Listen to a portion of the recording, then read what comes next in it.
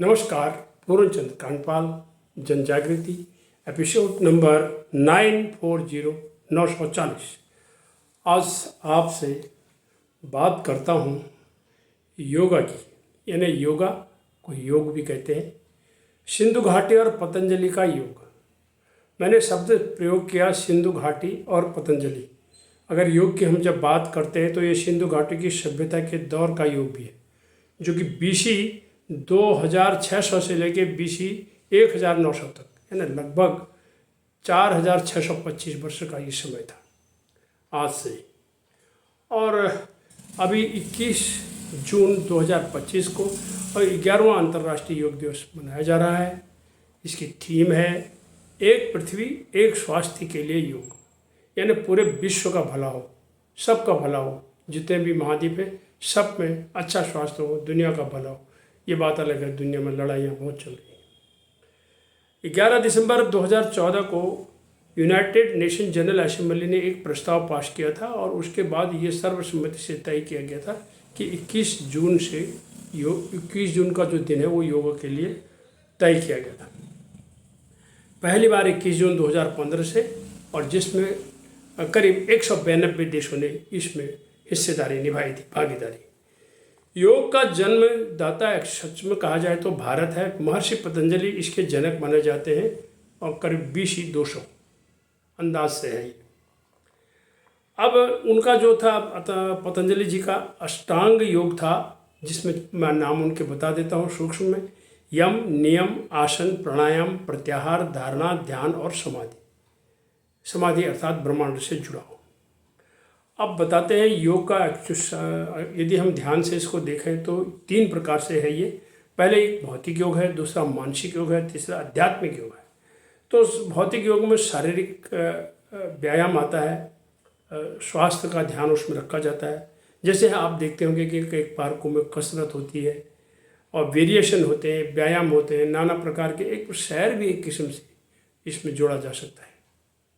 तो ये देखा जाता है, ये भौतिक है। भौतिक मीन्स शारीरिक। दूसरा मानसिक योग में मेडिटेशन, ध्यान में, ताकि एकाग्रता के साथ ध्यान किया जाए और शरीर को उसमें कुछ रिलैक्सेशन मिलती है। और तीसरा आध्यात्मिक का अर्थ होता है आत्मा का परमात्मा से जुड़ाव। जो योग जुड़ाव का अर्थ होता है योग। यहीं पर योग का सही अर्थ यहाँ पर बता रहे हैं। और योग से मनुष्य प्रसन्न रहता है, स्वस्थ रहता है।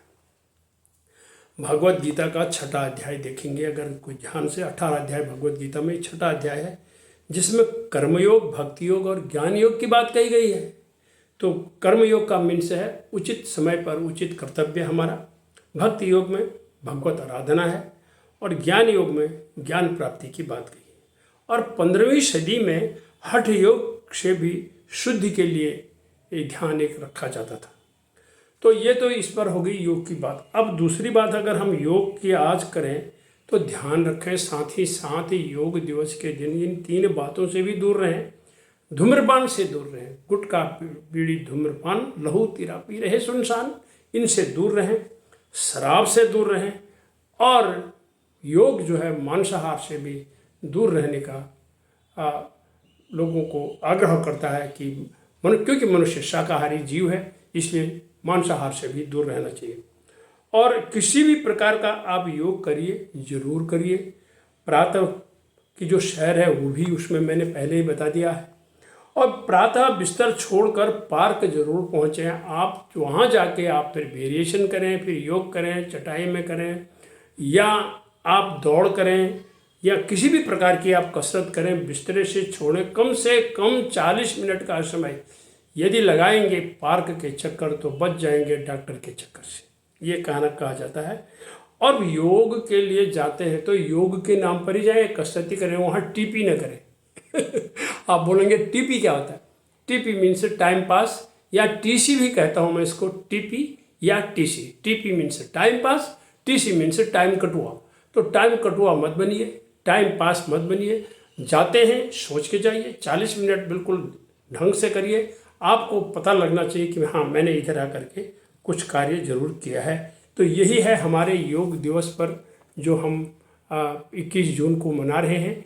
और इसमें इतनी बातों का ध्यान निचोड़, और जो जिसके पास इतना ज्ञान न हो वो भी अगर न समझे, तो मैंने आपको शारीरिक तौर पर ये बात समझाई कि आप व्यायाम करिए, आप वहाँ जाके कोई कसरत करिए। और सेना में वेरिएशन कराए जाते थे और उम्र का हिसाब रखा जाता था। पहले युवाओं के लिए कुछ अलग वेरिएशन होते थे, जो और मिडिल एज के लिए अलग, और थोड़े से जो प्रौढ़ हो जाते थे उनके लिए अलग। तो इन शब्दों के साथ आप सभी को योग दिवस की बहुत बहुत शुभकामनाएं। और योग से अगर आप नियमित करेंगे तो योग से रोग भी दूर रहेंगे। इन्हीं शब्दों के साथ धन्यवाद, नमस्कार।